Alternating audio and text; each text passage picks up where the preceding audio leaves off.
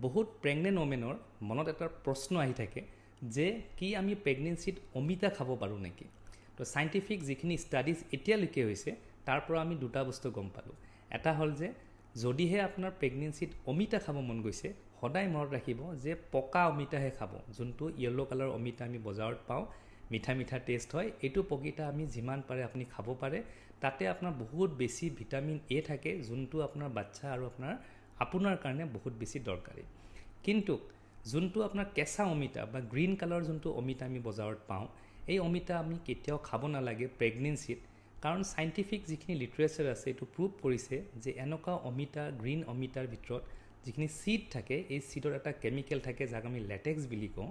আৰু এই কেমিকেলটো বেছি পৰিমাণে যদি আমি পেটত খাওঁ, তেতিয়া দেখা গৈছে যে এই অমিতাই আপোনাৰ ইউট্ৰাইন কণ্ট্ৰেকশ্যন বা ডেলিভাৰী প্ৰচেছটো ষ্টাৰ্ট কৰি দিব পাৰে, যাৰ কাৰণে হয়তো আপোনাৰ এবৰ্চন হ'ব পাৰে বা বাচ্চাটো